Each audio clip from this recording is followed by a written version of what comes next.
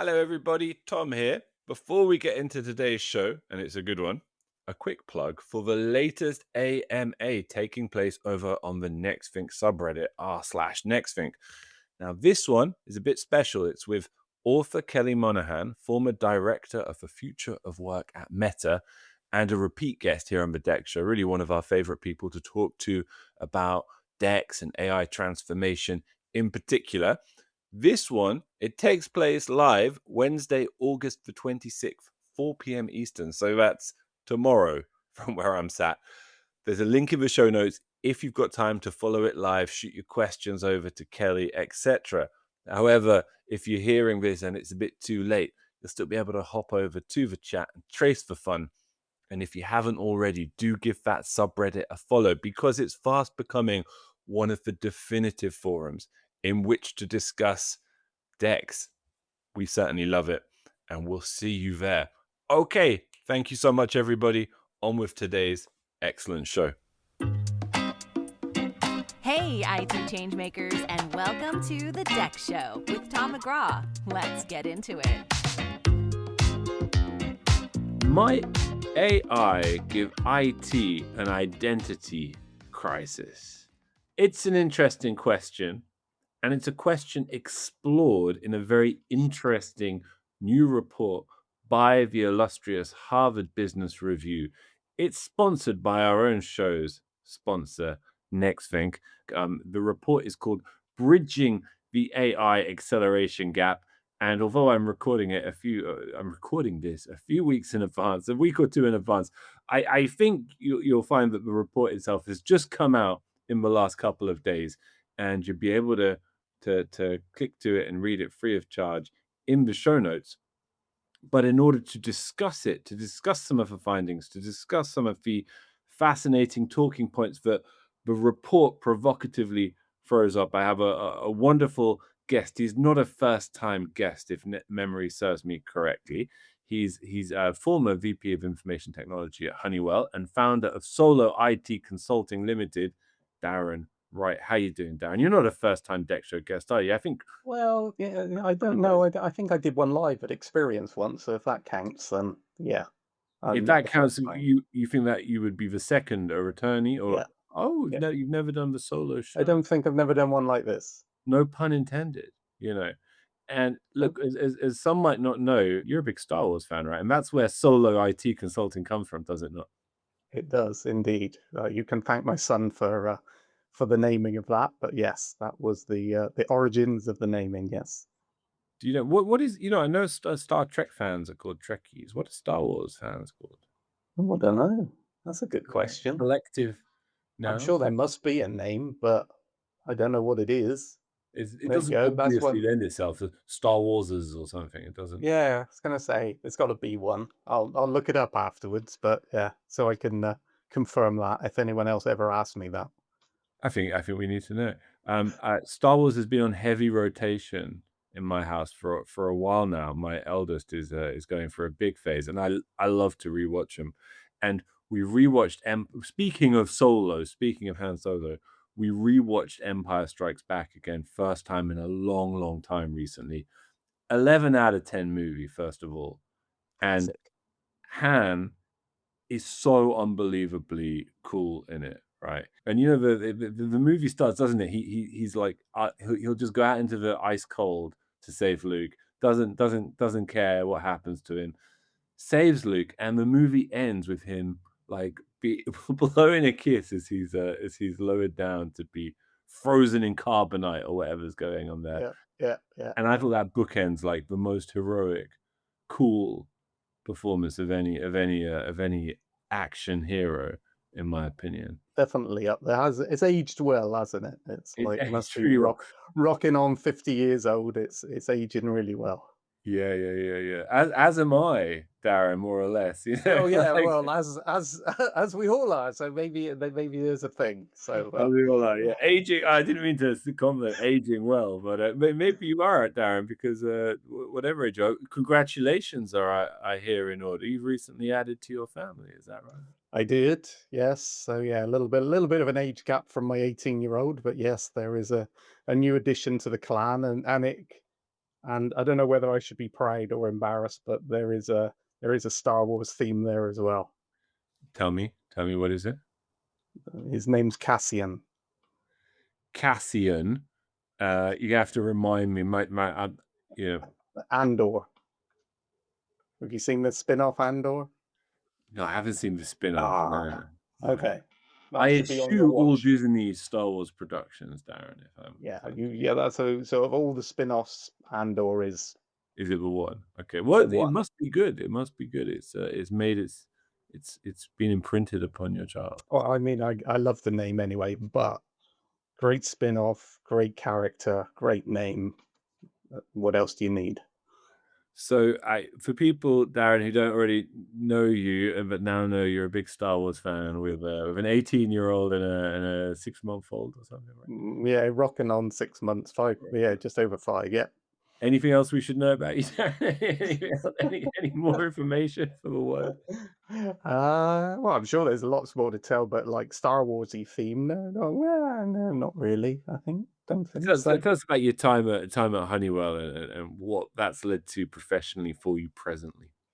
Um, so yeah, about 2 years ago, I decided to take the leap of faith and leave corporate world that I'd been in since I was the ripe old age of 19. So been there a man and boy, been there a while, but I kind of figured if I don't do something different now, I'm probably never going to do it, and will stay forever. So very different world. I left with the plan was not to have a plan and just kind of see where it goes and see where it takes me. So, um, but very different. I don't like. There's things I miss about corporate world. I had big teams of people, and I always used to enjoy the interaction, and I had a lot of people in my team that have been with me for many years. So I still keep up with them, but I miss that day-to-day working with them. So solo by name and solo by nature is like a little different. I'm more of a get my energy from those around me, and rather than working solo. So but I'm starting to make some really good connections with my good friends at Nextlink, and one or two other places as well. But yeah, it's very different. But it's nice that I can sort of my real passion areas, particularly around decks and things like that. I don't have I can focus more on those and a bit less on some of the things that I didn't perhaps enjoy quite so much in the corporate world. But yeah, it's different, but no complaints. I'm enjoying it. It's very different and learning every day, so can't complain. I was gonna say you're flying solo, right? I like the name of the firm more and more. It's So multi-layered. yeah, so well, you can thank my son, and he had like sometimes I'll ask him to do things, and like usually I'm can be disappointed in the response or the whatever. But I my question to him was like, help me name the company. I don't mind if it's a Star Wars theme, but if it is, it can't be like completely ridiculously in your face, like Jabba the Hutt Skywalker. or something. Yeah. Yeah, so it's got yeah. So I'm Consult like, if you're gonna do it, it can be subtle, but that's it. And within about 5 seconds, he was like, solo. "How about solo? You're going off on your own. You're doing your own thing." And I'm like, perfect. So yeah, no, that was good. If I he now reminds me every now and again, and I think he thinks there's some sort of royalty required He or thinks something he's because it yeah, was yeah, after. yeah, yeah, yeah, yeah, yeah. So, but yeah, no, it's good. That was good. That is good. That is an excellent name. And okay, so from inside corporate life to now outside of it per se, um, how have those distinct perspectives changed the way you think about present day decks, Darren? Um, I'd say probably one of the biggest changes, and maybe like completely statement of the bloody obvious. Like when you're in the corporate world, when I'm in the Honeywell world, you're very often heads down, focused on the targets, the objectives, the important things of the moment, and that's what um making sure that everything you're delivering is against.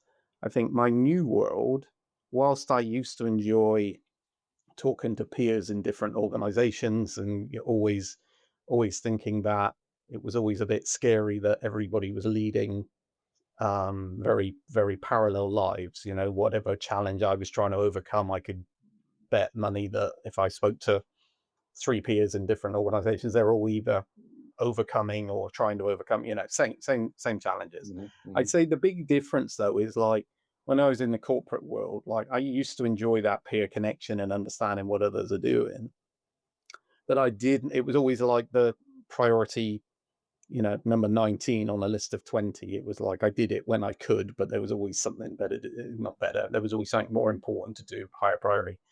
In my new world, so much of my interaction now is with customers of next thing, hosting leadership circles, so leaders, and so I'm getting so much more other perspective of Dex and what's going on in the Dex world, Dex ops. So that's fascinating to me, because I think, yeah, you know, I think we did a good job of what we did at Honeywell, and we went about it, a good way and everything else. But now I talk to, handfuls of leaders every month. And so I'm hearing about different things they do and different priorities. So that kind of just in of itself gives me a whole different perspective, and kind of helps me build on, as I say, like I think, what we did and how we did it was really good. But you talk to people, and there's new ideas and new thinking every week practically.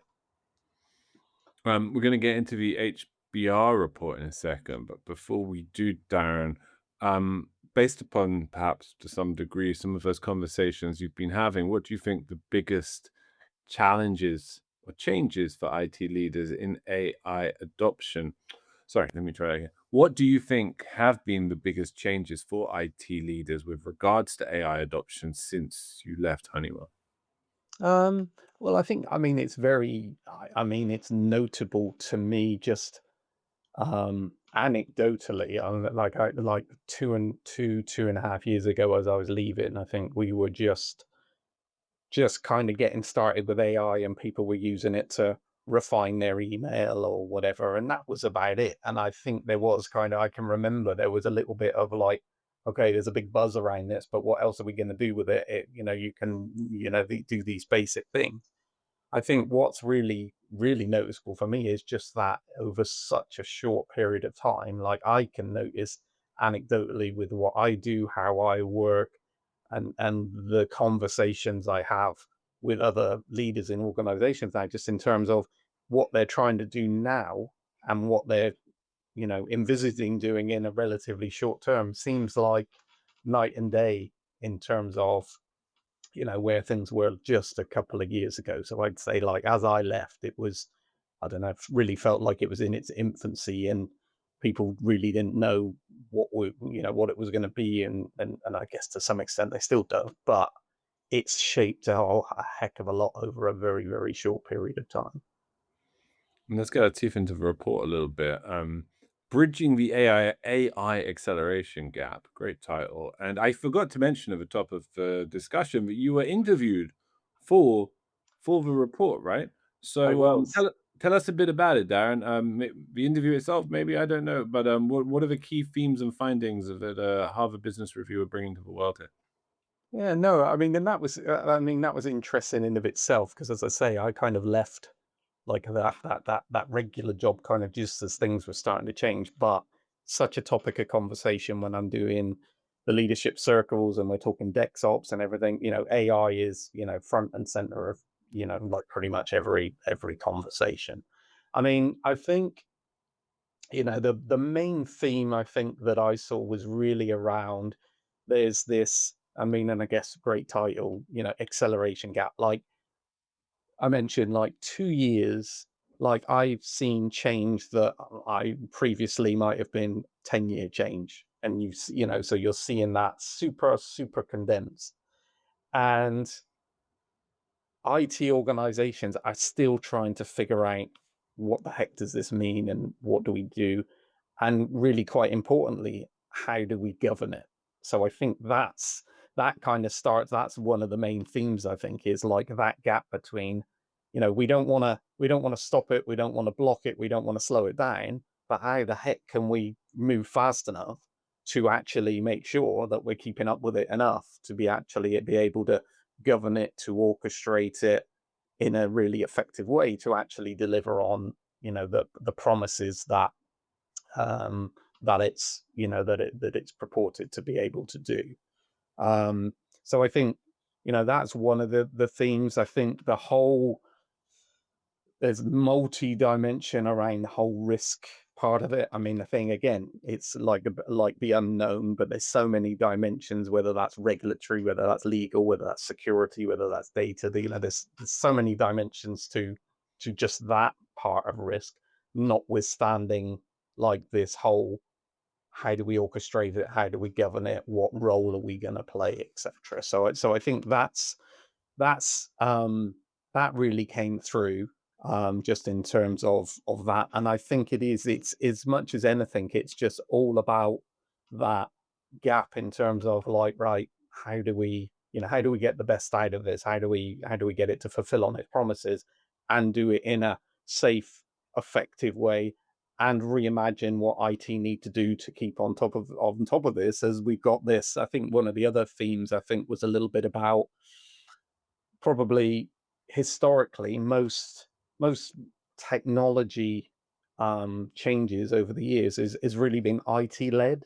So it's kind of like, we're doing this is different. This is almost kind of much more organic, much more bottoms up. No one's waiting for IT to go, da-da, let's deploy this. People are just in there doing it. So I think that in of itself is this whole major difference that we're seeing right now. 100%. And on that point, do you see AI as primarily a threat, a challenge, an opportunity, or something else entirely when it comes to IT's traditional role as technology leader or expert? Yeah, I mean, it is really interesting. I think it's kind of all of those things and more. I think, is it a threat to the traditional way of IT and IT leadership? I would say yes. If you want to not change, if you think the way we do things today is the way it should be, then yeah, I would argue, yeah, it is a threat to that. It's gonna be. Is it therefore like challenging? I mean, it has to. I mean, if to get what we need out of AI and it to deliver on the business outcomes it's promising and everything, that's got to challenge the way we're doing things today, fundamentally. And then I think the opportunity is, I think it's not that AI is going to do away with all things IT and IT are no longer needed. I think it's kind of, you've got to think of it like, this is going to redefine what IT is. And I think I used the word earlier. It's like the orchestration. I think, it's not like we're going to, plan something, we IT going to plan something and deploy something and everything else. It's orchestrating something that is happening anyway. It's happening organically. So I think that's the opportunity, is that IT need to work differently, because this is driving change, and it's not, we can't just hold on to the past and say we are IT and this is what we do and this is how we do it. We gotta change. So I think you could say, is it a threat? Is it a challenge? Is it opportunity? It's a transition, really. It's we've got to move from from how we used to do things to how we do it in the future. So that's, I kind of think of it as all of those things, but we got to embrace it. It's not, I don't think it's going anywhere. Maybe that is just incumbent upon a career in technology, right? You can't, you can't pursue technology and then be the person who's like, oh, actually, like if we could, Yeah, no, I mean, absolutely. I mean, I think the difference now is, I think it's so fast and so radical. I mean, like I say, I've been in IT since I was 19, and yeah, you see changes and everything, but it's felt a little bit more like, yes, to your point, if you're in IT, you got to embrace it, because things change and things move on. The main difference now, I think, is that pace of change, that accelerate is, yeah, it's just it's different. It's something that we haven't really seen quite before. But yeah, it's nothing ever in technology stays the same. And what do you think the principal risks are? I mean, AI is all about that balance of risk and opportunity, but focusing on the former, where are the main risks that IT might reasonably associate with AI transformation? Not necessarily to its own stability as an entity, but in terms of risk it has to manage for the organization, for its Yeah. users, etc. I mean, it is. I mean, there's so many.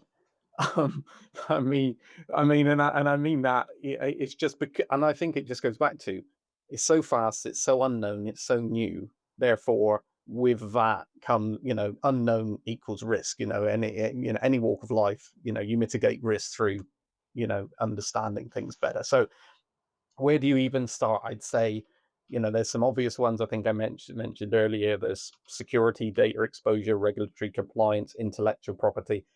I think there's still very, very open questions about, you know, AI and, what it does, how it's used. So trying to put some guardrails around that in of itself, those sort of four things you know, are significant for any organization. But we got to figure it out. I think another element is just the how do organizations keep the visibility and control, if control is the right word, over how AI is being used. So kind of again, it's very bottoms up, it's very organic, which is kind of great. But the flip side to that is if you've got thousands of your employees kind of let loose and you don't really know what they're using it for, and that in of itself is a risk. So you've got to get some better understanding with that. um I think there is a over reliance risk. So I think that you can now do things that might have taken you hours, days, weeks, whatever. And now you can do it immediately. You haven't necessarily got now you've created something that you wouldn't have done before because you didn't have the time to do it, but you also haven't got the time to verify it properly. So that breeds a sort of an assumption and an over reliance, which is a risk. So I think that's so if it's creating data analysis for you or whatever, and you haven't you're getting it done that way because you haven't got the time to do it yourself, then how are you verifying it's that's a risk.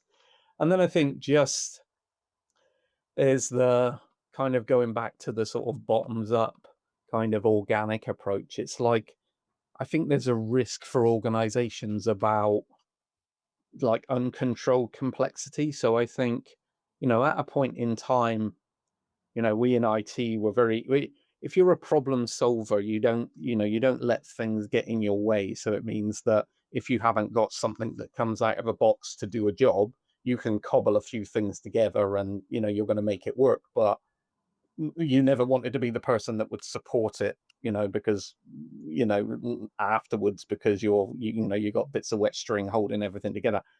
I think AI could be a bit like that as well, because so many people can go, oh, I can create this, I can create this, I can do this and everything, and you don't know what other people are doing, you don't know how that's all being so you're kind of creating or you at risk at creating complexity if you haven't got the governance around it. So I think that's another consideration. I'd say the last one again I touched on is the the ability to deliver on the value or the business outcomes. I think AI is front and center of senior leadership agenda. There's money being, invested hugely in it. But I'm not sure at the moment that organizations have quite got their arms around what's the return on investment. How do we actually, because, these things don't, there's not zero cost to it. There's cost, but how are we making sure that we're getting our ROI? How are we making sure we get our investment on that? And again, I think that's, again, without that, I don't want to use the word control, without that orchestration and that governance, it's a bit of a free for all. So I think again that's a risk. And one of the things the report picks up on is that DEX offers meaningfully a way of kind of mitigating or managing this dimension of risk with AI. And it is something I encounter talking to, you know, organizations committed to DEX, and I imagine you do too. What are other ways that it can do this, and what difference does visibility make in an environment that's being transformed by AI more generally? Yeah, I think, I mean, yeah, it's an interesting one because I think this is where I don't know, like the DEX and the AI world are going to collide a little bit because I think to the point of pretty much most of the risks I talk about, visibility begins to kind of at least shine a light on what's going on. Does it fix the risks? No. Does it begin to mitigate them but through visibility? Yes. So I think that's part of it. I think with Vex, with your telemetry data, and you can see what's going on if you're employing like sentiment data, so you can understand, what the workforce are doing with it, how they feel about it, and things like that. You're starting to then build a picture of knowing what's going on, and being able to see how it's being used, and also get a sense of the sentiment that's associated with that. So I think that really begins to, like, as I say, like, surface some of the or at least like mitigate some of that risk so that you can now see and understand how they're being used, how people feel about it, whether they're getting benefit out of it, whether they're getting frustrated out of it. Is it actually working as expected? Is it causing different friction? I think all of those things come from that Dex lens. And I think, like I say, I feel like most of those risks can be, begin to be mitigated if you've got that visibility and understanding of what's being used, how it's being used, and how it's changing people's how they interact and how they work day to day. And I wonder, Darren, if there isn't something very powerful about the kind of core principle of DEX when applied to AI transformation. You mentioned earlier the sort of the qualitative risk of AI, meaning on the quality of work, on Yeah. the output of an employee. Um, One thing that strikes me about DEX is it could offer that kind of potential antidote to that excess of technology, right? If you keep your employees and their experience at the center of an AI transformation journey, you don't get overwhelmed by technology. Is that something you can relate to when you think about what you were able to implement during your time at Honeywell, and that visibility infrastructure that can now, by your successors or whatnot, be leveraged during what is presumably a very challenging period of workplace change there?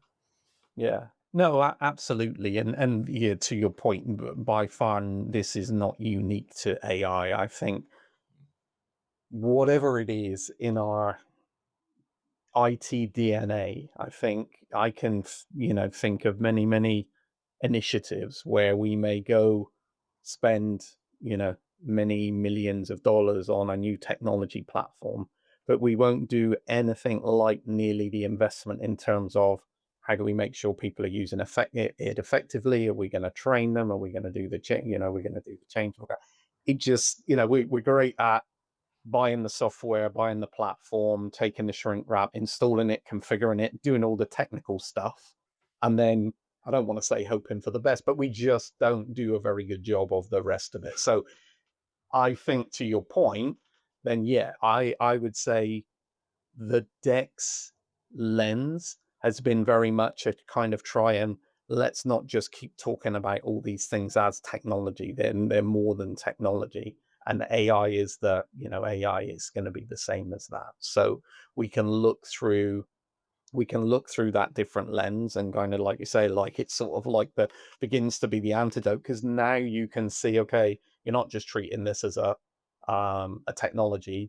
Are these people having a good experience? Are they being effective? Are they being productive? You're looking so way beyond just the technology for the sake of the technology. You're now looking at it from, the usability through the lens of the employee, but you're also looking at it from the lens of the business, because at the end of the day, the business want productive, effective people doing a really good job, doing a really good job, and achieving the business outcomes they need. So again, I think, certainly not unique to AI, but this sort of almost like great use case for Dex Ops, just to think about, right, we got to look at it this way, and we got to understand this is way more than a technology.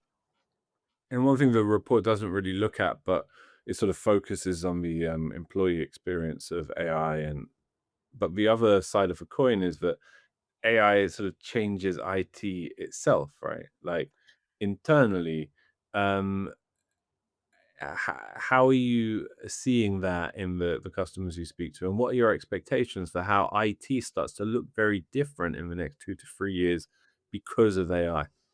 Yeah, I think and that's an interesting one in of itself as well, because I think for the longest time, the you had like a pretty defined career path. Unless you were lucky enough to go in a particular area, you sort of grew up through like the support roles. So you'd start on the service desk, then maybe you did like a level 2 role, and then maybe you got a more dedicated technical role, then maybe you became an architect, whatever. It was quite defined. I think this does disrupt that, because I think there's so many of those lower level roles in support. Like, I started on the service desk. Like, if I was starting my career today, like, there's not going to be, maybe today there's still quite a lot of jobs on the service desk, but give it another 6 months, year or whatever, there's not going to be.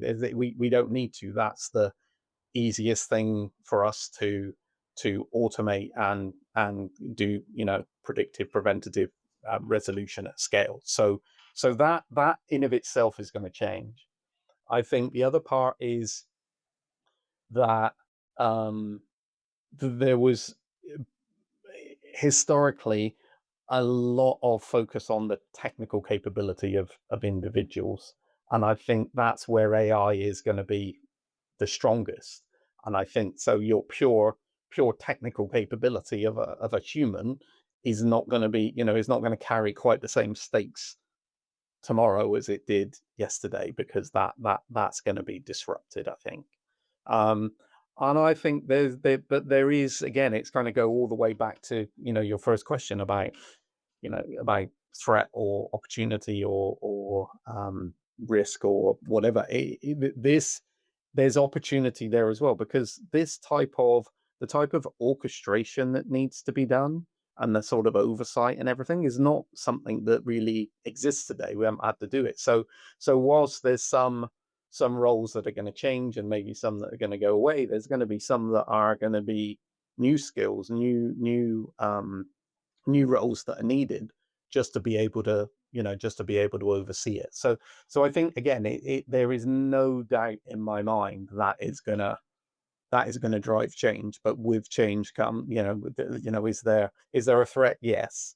But is there opportunity there? Yes. I think as the organizations evolve, as the technology gets further and further matured. Wonderful stuff, Darren. Wonderful to have you back on the show. Next time I see you in person may, at this point in the year, be Experience in Orlando. Um, Listeners who haven't booked their ticket yet still can, I think. So we'll have a link in the show notes. Hop over there. Sun, Sea, Sand, and Decks, Darren. What what are you going to be getting? What? You don't say that too quickly. Don't say. I just learned that in real time. Decks on the beach, you might say, Yeah, I was Darren. just about to say, sounds almost like a cocktail. Now I can Come on, see someone's everybody. going to pick up on that, aren't they? Come on, It's going to be everybody. Decks on in the the beach. happy hour. Indeed. Indeed. And there are some happy hours out there as well. So well, I'll be seeing you there, hopefully. What are your plans at Experience? You will be seeing me there. So got a couple of things going on. So I'm doing some sessions in Leadership Forum that was a new thing from last year, the leadership track. So I'm hosting some sessions there, which is great. And also a really new thing for me is we've been developing some training all around DexOps. So I will be leading the strategist training session at Experience as well. So lot of stuff going on in the world of DexOps. So that's going to be a new and exciting thing. Exciting stuff. The first solo experience event, to bring it full circle there, Darren. It's the first time experience is happening only in one place, only in one country. So wherever in the world you live, if Dex is important to you, make sure you get out there. We will see you there, and I will see you there, Darren. It's been a great pleasure to have you back on, sir. And you, as always, Tom, a pleasure. Thanks so much. All right, thank you. That's it for this week's Deck Show. We'll be back next week. And if you don't already, be sure to follow the show so you don't miss an episode. Until next time.